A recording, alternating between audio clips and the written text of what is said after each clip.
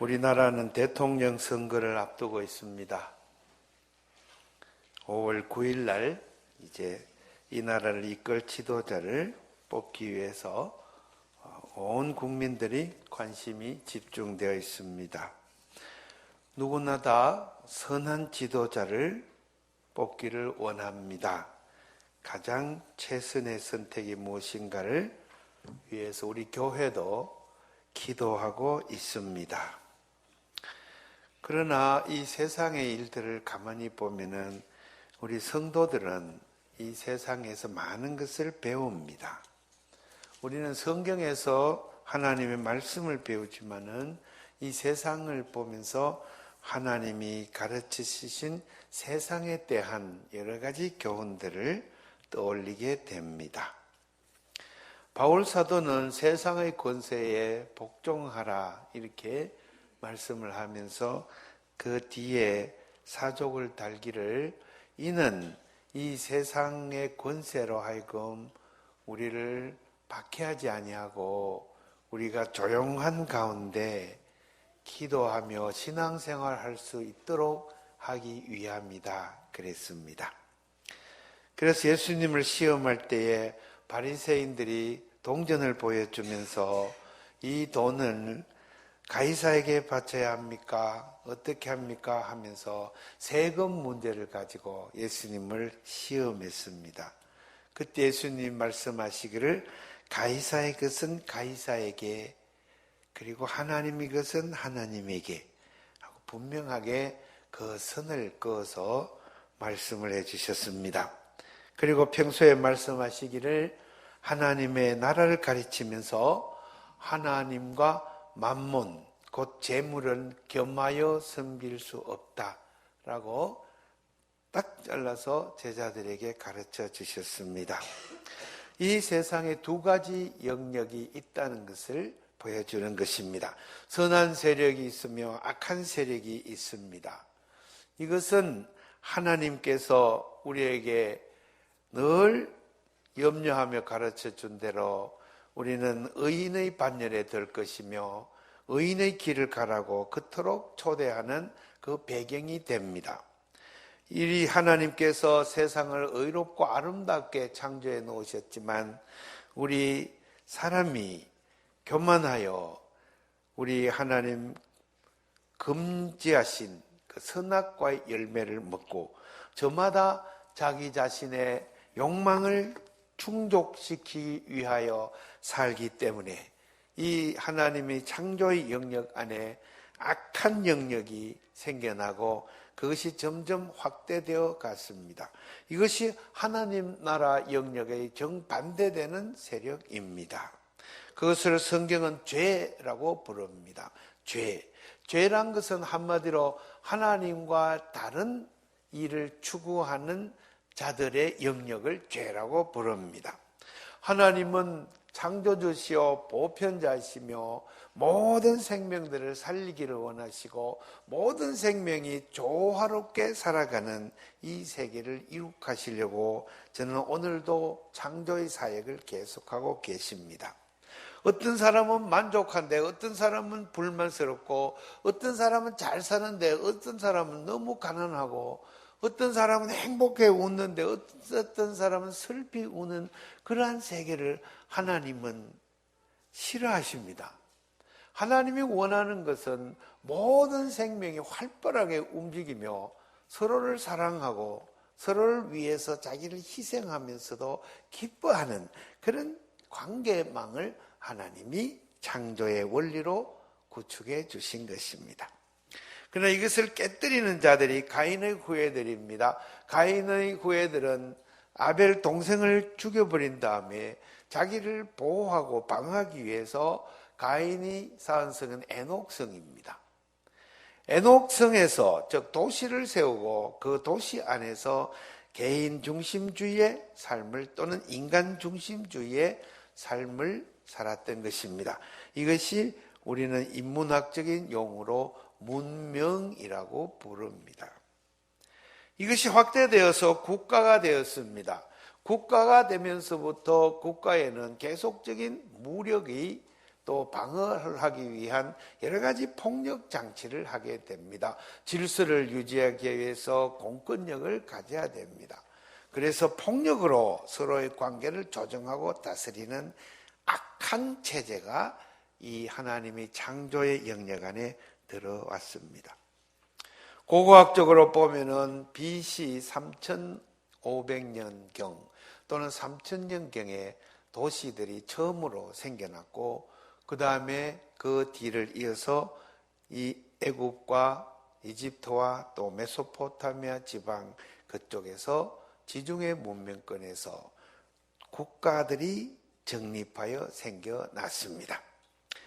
국가가 생기면서 제일 먼저 하기 시작한 것은 전쟁이었습니다. 창세기 14장에 그돌라오멜 연맹군이 소돔 연맹군과 벌인 전쟁 얘기가 나오고 있습니다. 모든 국가들마다 군사로 또는 무기로 무장을 하여야 합니다. 그래야 국민들이 마음을 편안하게 갖고 안전하다 그러면서 살게 됩니다. 여러분, 대통령 선거에 좌담하는 것을 보세요. 우리가 가장 마음에 들어하는 후보자조차도 마음 놓고 평화를 말하지 않습니다. 못해요. 말 한번 잘못했다가는 지지율이 툭 떨어질 것입니다. 평화롭게 지내자, 북한하고 사이좋게 지내보자, 이런 말을 하다가는 어느새 상대방의 공격을 당해가지고 지지율이 떨어질지 모르기 때문입니다. 그래서 평화라는 말 주제는 이번에 대선에서 이슈가 되지 않습니다.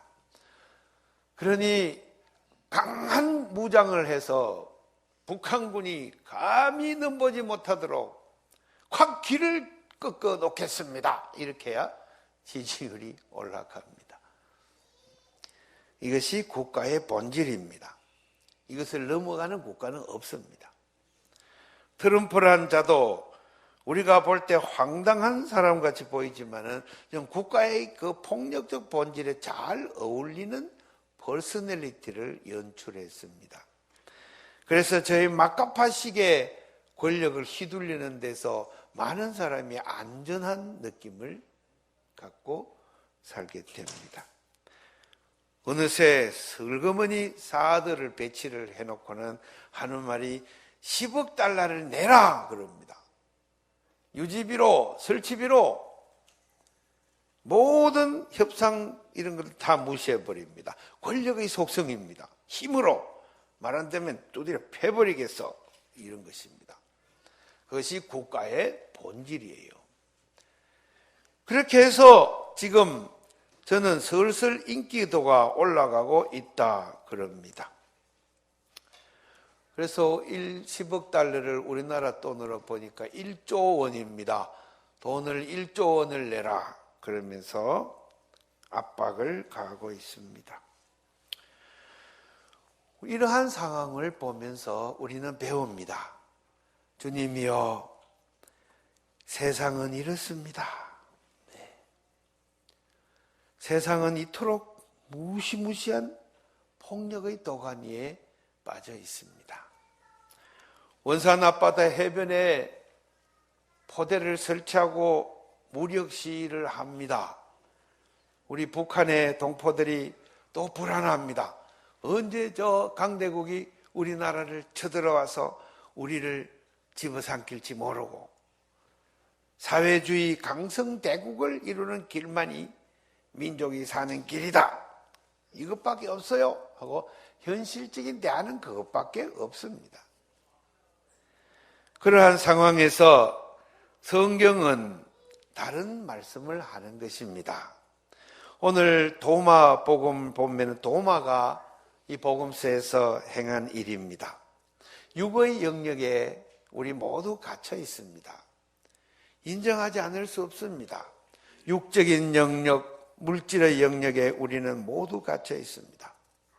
우리는 돈 없이 살 수 없습니다. 돈이 있어야 삽니다. 그것도 조금 있으면 안 되고 많이 있어야 됩니다. 우리 몸 하나, 몸뚱이 하나 유지하려면 물질이 근본적으로 튼튼하게 받침을 해 주어야 됩니다. 예수님께서 부활하셨다는 소식이 들렸는데 아무도 믿지 않습니다. 어찌하여 죽은 자가 살아나는가? 이것은 우리의 경험의 영역이 아닙니다. 이것은 하나님의 창조의 그 영역입니다. 하나님은 시간과 공간을 초월하시고 우리 3차원의 공간의 세계만 창조한 것이 아니라 다른 차원의 세계도 하나님 창조하시고 관리하고 계십니다. 그러므로 하나님의 유일하신 아들 독생자 예수 그리스도께서 육의 몸을 입으시고 육의 고난을 당하신 다음에 제자들에게 육의 그 한계를 뛰어넘는 길을 알려주시려고 여러분 부활하셨습니다. 부활하신 주님이 제자들에게 찾아오셨습니다. 찾아오셔서 제자들 한가운데 나타났습니다. 그런데 문을 꽁꽁 잠가두었거든요. 그럼 뭘 말하는 것입니까? 예수님은 영체로구나. 아, 육체가 아니구나. 그건 그럴 수 있겠다. 영체로, 귀신으로, 귀신처럼 유령으로 나타날 수도 있겠다. 도마가 문제 제기를 했습니다. 제자들 여러분들이 본 것을 나는 믿지를 못하겠어요. 나는 직접 만져봐야겠어.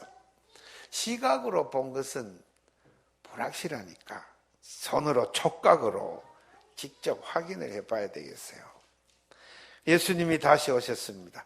오셔서 도마에게 손을 만져보라 하시고 못자국 난 손에 손가락을 넣어보게 하시고 그리고 창으로 찔린 옆구리에 피 흘린 그 구멍에 손을 넣어보게 하시고 그 다음에 도마가 믿게 되었습니다.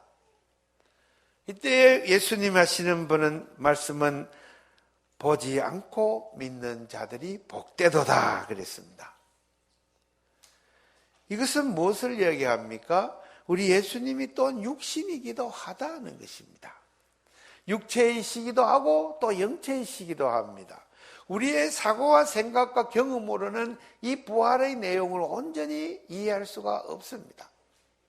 경험의 세계를 초월하여 있으시면서 또 시간과 공간 안으로 잠입해 들어오는 하나님의 자유로운 이 능력을 우리는 부활의 이 모습에서 보게 됩니다.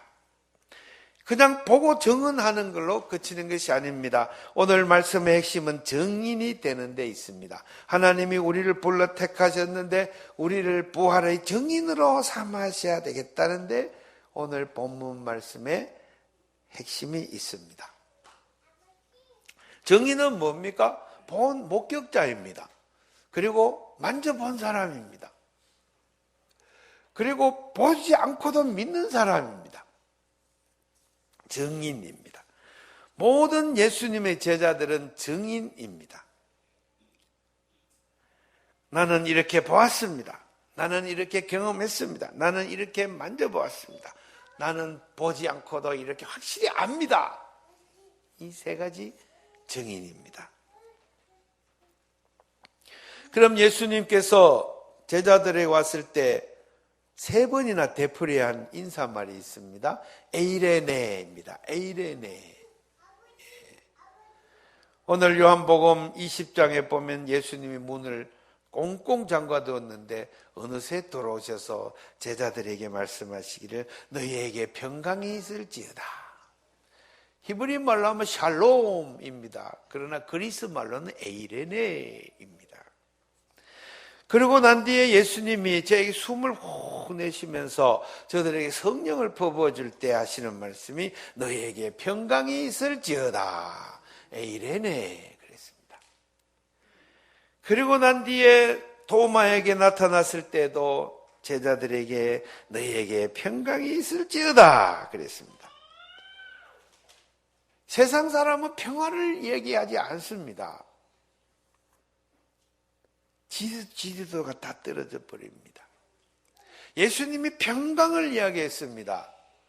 평화를 이야기했습니다. 우리 교회는 평화가 넘치도록 있는 화평교회입니다. 화평교회, 에이레네 교회입니다. 샬롬 교회입니다.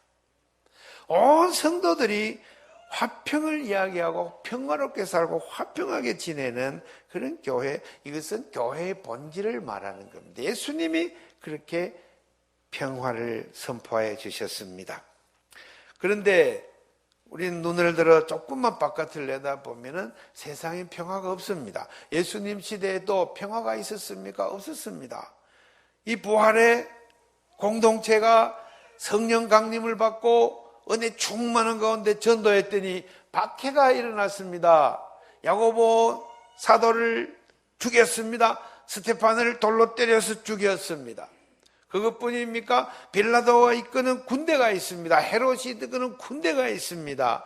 그리고 예수님이 부활하신 뒤에 20-30년 뒤에 대로마 정벌이 일어나서 주후 70년에 온 나라를 초토화시키고 모든 유대인을 다 체포해서 전 유럽 땅으로 다른 곳으로 다 이사를 보내는 민족 대이동의 정책을 감행했습니다. 이때에 학살당한 사람들만 해도 부지기수로 많았습니다. 이로 인해서 팔레스타인 가나안 땅에 유대라는 민족은 뿌리가 뽑혀졌습니다. 그리고 다시는 이스라엘 나라에 그곳을 세우지 못하도록 로마는 감시하고 금지했습니다. 평화가 있었습니까? 아닙니다. 정복이 있었습니다. 그리고 그 정복이 감행하기 전에 유다에는 독립전쟁이 일어났습니다. 민족주의자들이 일어나서 로마 그 막강한 권력을 물리치고 5년 동안의 독립국가를 형성했습니다. 65년부터 70년까지 5년 동안 유대 국가는 재건되었습니다. 다시 저들이 왕을 세웠습니다. 대제사장을 세웠습니다. 그리고 국가를 다시 세웠습니다. 그런데 그 결과는 비참하게 전멸이라는 것으로 끝이 났습니다. 예수님이 화평이라고 외친 이 화평은 이 현실 사회 속에서 이루어지지 않았습니다. 여기에는 우리가 성도들이 깊이 묵상해야 될 영적인 진리가 있습니다. 오늘날에도 대통령 선거를 보면서도 평화는 거리가 멉니다. 군축 말도 못 꺼냅니다. 그리고 민주당이 하는 말 들어보세요. 우리는 국방을 제일 확실하게 하겠다. 국방비를 가장 많이 지출한 당이다. 그러면서 이러한 튼튼한 무력을 바탕으로 평화 통일을 어떻게든 해보겠다. 이렇게 이제 해서 국민들을 안심시키는 방향으로 이렇게 나가고 있습니다. 그러나 교회는 거기에 휩쓸리면 아니 됩니다. 교회는 세상과 다른 곳입니다. 성도들은 세상 사람이 아닙니다. 성도는 부활의 증인입니다. 오늘 시편 말씀을 보면은 거기에 완전한 구원이 증언되고 있습니다. 시편 말씀에 하나님을 찬양하는 말씀이 이어지고 그 다음에 6절, 10절에 보면은 무슨 말씀이 있습니까? 내가 잠시 교만하였더니 내가 이 세상에서 잘 나간다고 성공한다고 출세한다고 잠시 마음을 놓았더니 하나님께서 그런 나를 가만두지 않으시고 내게 질병을 주셔가지고 못 고칠 질병을 나에게 주셔가지고 나는 인생에 이제 성공했다 싶어서 이제 편안하게 먹고 잘 살려고 생각했는데 무서운 불치병을 주어서 나에게 고통을 주셨습니다. 하나님 앞에 탄원하는 기도를 올리면서 회개합니다. 회개합니다. 주님 앞에 나와서 내가 잘못했습니다. 나는 나 자신의 육적인 것만 보고 살았습니다. 그리고 나는 인간관계에서도 힘으로 남을 억누르고 그리고 경쟁관계에서 이기고 승리하고 그렇게 살았습니다. 그런데 내가 지금 병에 걸렸습니다. 내가 무덤으로 내려가게 생겼습니다.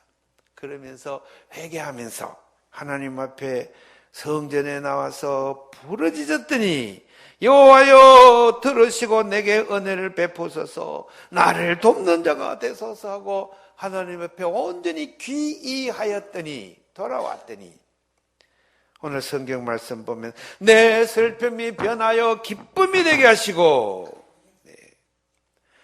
하나님이 나를 구원하여 주셨구나. 시편 30편은 이러한 구원의 스토리가 반전반전을 하면서 오늘 선포된 말씀과 함께 있습니다. 이사야 43장도 그랬습니다. 그러면 이사야가 외칠 때에 이제 망했던 나라가 고레스왕의 해방령을 통해서 이제 다시 재건되고 다시 세워지는데 여기에는 하나님의 능력이 저 고레스를 움직였구나 하는 역사의 인식이 들어 있습니다. 여러분, 우리가 실력이 좋아서 촛불을 잘 켜서 악한 권력이 물려갔다고 생각하면 그건 성도의 눈이 아닙니다. 성령의 역사로 이 악한 역사의 그 처음과 끝은 대미는 끝이 나고 하나님의 심판으로 진리는 승리하고야 만다는 굳건한 믿음으로 우리는 역사를 보고 해석하게 됩니다. 부활의 신앙은 바로 그것입니다. 부활은 무엇입니까? 아나스타시스, 다시 일어난다 뜻입니다. 에게이로, 일으키다라는 동사로 표현되어 있습니다. 그러니 직역하면 재기입니다. 쓰러졌던 자가 다시 일어나는 것입니다. 사업에 망했던 자가 다시 회복해서 재기하는 것입니다. 스키를 타다가 다리가 부러져서 절망에 빠져 자살하려고 하던 선수가 회복이 되어서 재기하는 것이 부활입니다. 예수님의 그 숭고하고 아름다운 사랑의 복음이 꺾여졌습니다. 십자가에 형편없이 폭행을 당해서 무너졌습니다. 그러나 무덤의 빈 무덤에서 나타난 것은 이 사랑의 뜻이 재기하는 것입니다. 다시 일어났습니다. 평화의 뜻이 다시 일어났습니다. 진리가 다시 살아났습니다. 이 영적인 비밀을 깨달아 아는 형제들이 모여서 예수님의 살과 피를 기념하여 성찬 예식을 하고 만찬을 가지고 그리고 인생을 완전히 다르게 살아가기 시작했습니다. 부활의 정인으로 살기 시작했습니다. 병자들에게 다가갔습니다. 실망하라, 실망하지 마라, 낙심하지 마라. 주께서 계심으로 너는 반드시 살아난다. 네. 귀신 들린 자에게 갔습니다. 귀신아 물러가라. 회복시키는 역사가 일어났습니다. 절망에 빠져있는 형제가 죽음의 권세에 사로잡혀 있을 때 죽음한 사망한 네 손은 독침이 어디 있느냐 외치며 생명을 영생의 진리를 외칩니다. 이것이 부활한 성도들의 정인의 삶입니다. 정인의 삶 뭡니까? 내가 그렇게 살아야 합니다. 성도 여러분, 모든 질병을 이기는 성도가 되기를 축원합니다. 모든 귀신을 제압하는 성도가 되기를 축원합니다. 모든 사망의 권세를 이기고 영생에 들어갔음을 주님을 찬양하는 성도들이 되기를 주의 이름으로 축복합니다. 그러므로 부활은 모든 쓰러진 것에 일어나며 모든 병든 것들이 치유하며 모든 악한 것들의 죽기를 의미합니다. 오늘 대한민국의 대통령 선거를 통해서 나는데 우리 교회들이 깨어 기도하면서 모든 통일을 가로막는, 평화를 가로막는, 사랑을 가로막는 모든 악한 세력들이 전능하신 하나님, 유일하신 하나님의 그 놀라운 권세에 의해서 다 꺾여지고 그리고 이 땅의 선한 세력들이 재기하여서 일어나는 놀라운 부활의 이 계절이 되기를 주의 이름으로 축복합니다. 기도하겠습니다. 하나님 아버지, 부활의 계절에 생명의 기운이 한껏 넘치게 하옵소서. 그래 이 계절에 모든 병자들이 우리 주님 앞에 돌아오게 하시고 변화받게 하시고 치유되게 하여 주시옵소서. 이 나라의 병이 깊이 들었으니 모든 폭력의 병을 뽑아주시고 화평과 사랑이 넘치는 한반도가 되게 하여 주시옵소서. 예수님 이름 받들어 기도드립니다.